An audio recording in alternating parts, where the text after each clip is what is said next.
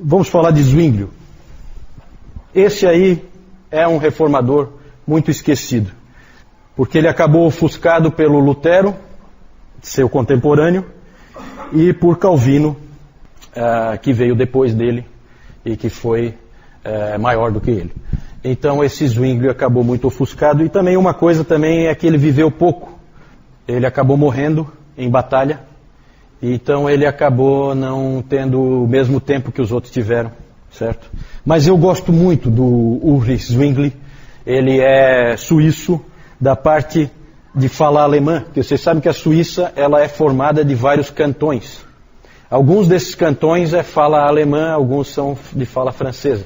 Depois eu vou mostrar para vocês no mapa. O Zwinglio é de Zurique, que é fala alemã, certo? Ele nasceu só 7 meses depois do Lutero, eles têm praticamente a mesma idade, certo? São contemporâneos. Filho de camponeses, ele formou-se na escola dos humanistas, então ele já recebeu influência humanista e assumiu o pastorado de uma grande igreja em Zurique. Lá ele começou uma obra reformadora.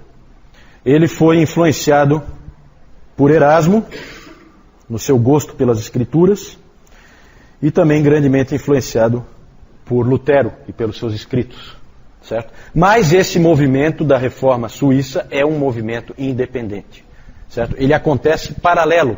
Ele não tem influência de Lutero, a não ser influência dos escritos, né? Daquilo que tem sido divulgado em termos de ideias. Mas não assim que um troque ideia com o outro, ou que um responda para o outro, não. Cada um trabalha independentemente. Logo na igreja, onde ele era o pastor, ele implantou um modelo de pensamento completamente novo, em que tudo tinha que ser baseado nas Escrituras. Todas as coisas na igreja tinham que ter como fundamento as Escrituras. Ele levou isso tão a sério, que, e é uma coisa estranha, porque de todos os reformadores, e são vários que tem, de várias gerações, de todos os reformadores, esse era o que mais talento musical tinha. Ele era um músico de boa qualidade. Entretanto, foi ele que tirou todos os instrumentos musicais da igreja. De tão a sério que ele levava essa ideia de que só ia ter no culto aquilo que a Bíblia mandasse que tivesse. Certo? Então é interessante, porque ele adorava música, e é justamente esse cara que adora música é que tomou essa atitude. Diferentemente do Lutero, a conversão do Zwinglio ela foi gradativa.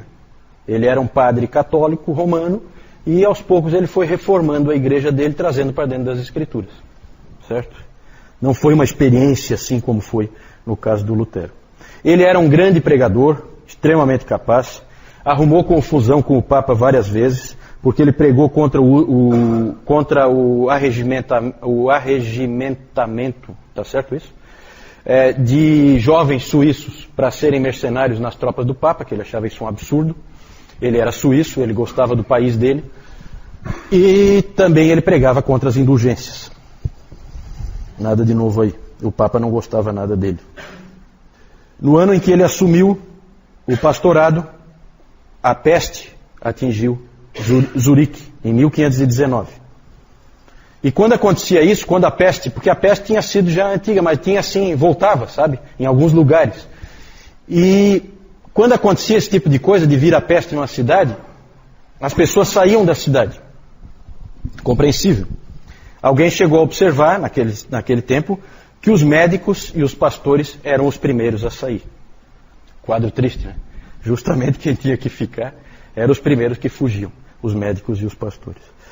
E Zwinglio ficou. E assim ele ganhou o respeito daquela população, porque ele ficou para cuidar daquelas pessoas.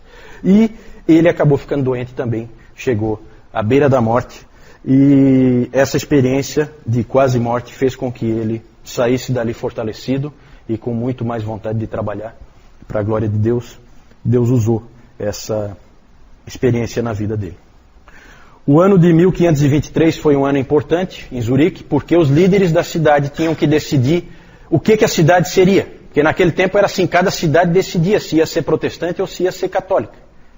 Isso era uma decisão do governo da cidade. E a cidade de Zurique tinha que tomar essa decisão. E aí, nessa ocasião, o Zwinglio foi escolhido para ser o defensor do protestantismo. E aí, por ocasião disso, ele escreveu esses 67 artigos, que são parecidos com as 95 teses, só que muito mais avançados. Né? A minha mãe estava me mostrando aqui um estudo sobre as 95 teses, e se você lê as 95 teses, você vê que elas têm um tom muito católico. Né? Causa uma certa decepção para quem lê. Por quê? Porque tudo era muito novo. Trata-se de um monge agostiniano escrevendo para o Papa. Né? Ou chamando a atenção para a igreja como um todo, mas ele tem em vista que o Papa abra os olhos. E então é realmente estranho. Esses 67 artigos já têm um tom muito mais protestante. Né? O que acabou acontecendo é que ninguém do lado católico veio defender a causa católica, porque ninguém queria enfrentar Zwinglio num debate. E aí o Zwinglio não teve dificuldade de convencer os líderes da cidade a que Zurique deveria se tornar uma cidade protestante. Como teólogo, ele foi um teólogo da Bíblia. Ele cria, como Lutero, em sola escritura. Só que ele levou sola escritura muito além, como nós já vimos nessa coisa que eu falei dos instrumentos.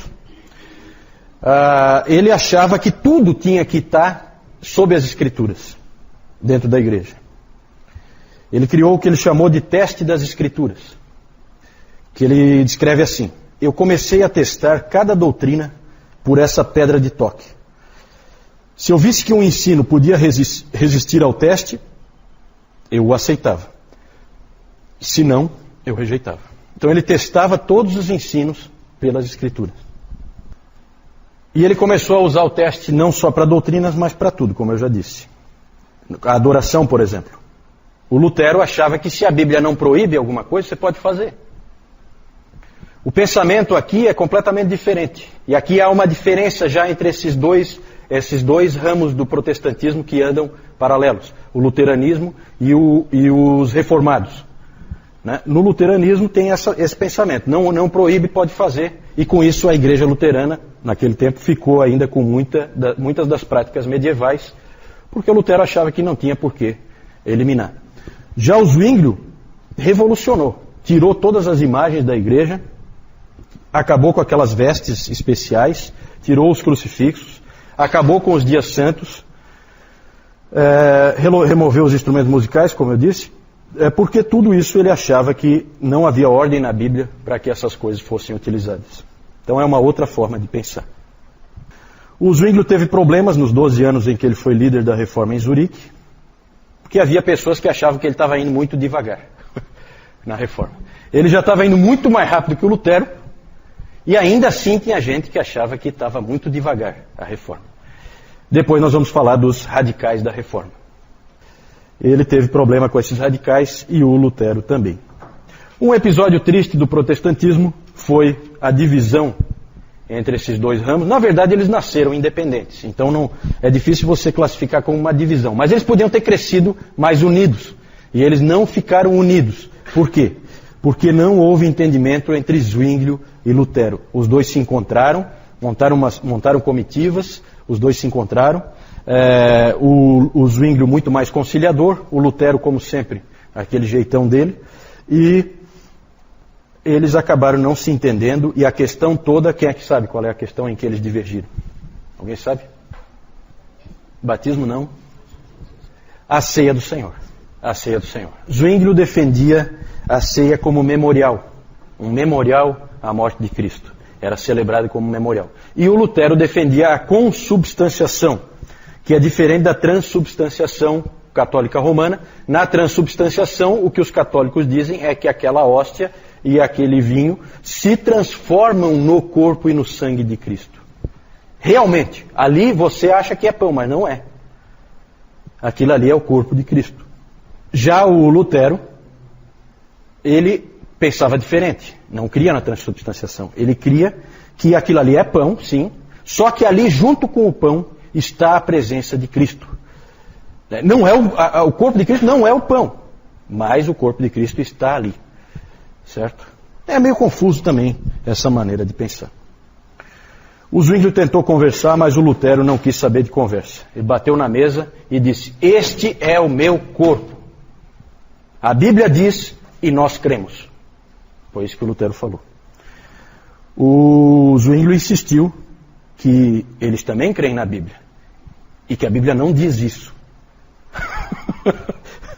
Então ocorre uma divisão por diferença de interpretação, não por diferença de autoridade das Escrituras. Nenhum dos dois duvida da autoridade das Escrituras. Houve uma divergência de interpretação do texto, certo? E ali então eles não se entenderam. E essa então, eles na verdade não, como eu disse, não é bem uma divisão, é uma perda da oportunidade de união, certo?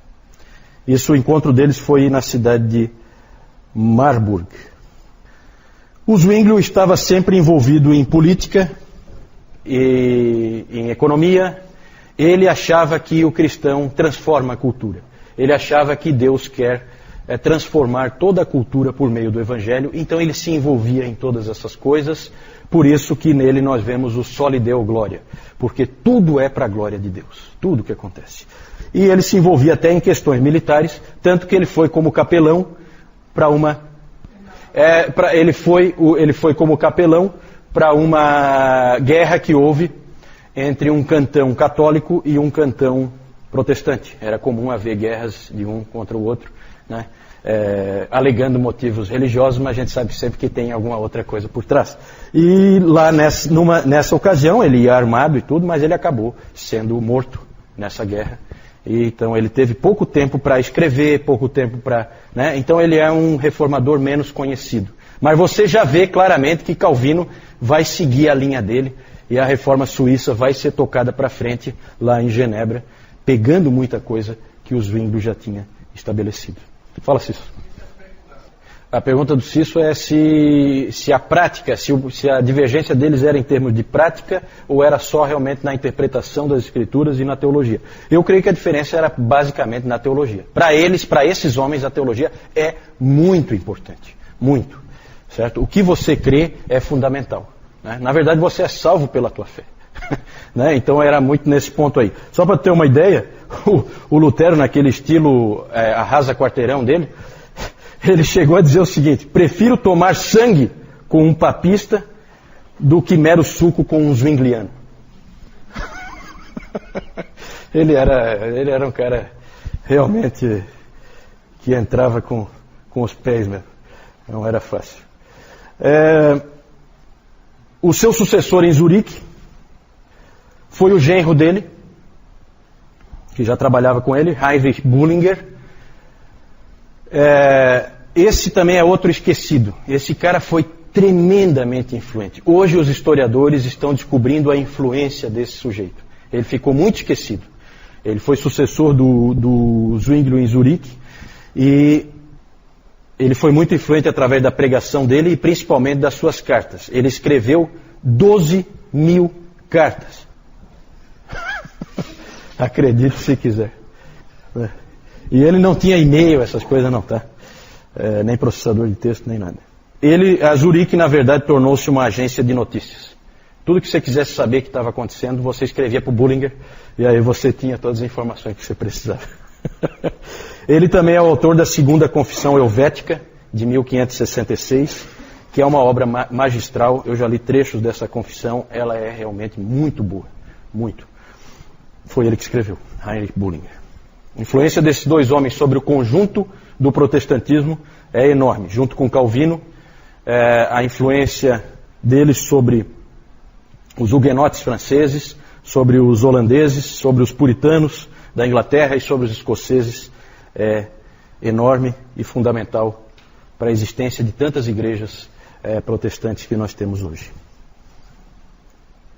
Aí então vocês veem o Zwinglio, a casa onde ele nasceu, que está conservada até hoje, né? Claro que eles sempre reformam e tal, mas foi nessa casa que ele nasceu. Esse aqui é o Bullinger, sucessor dele, em Zurique.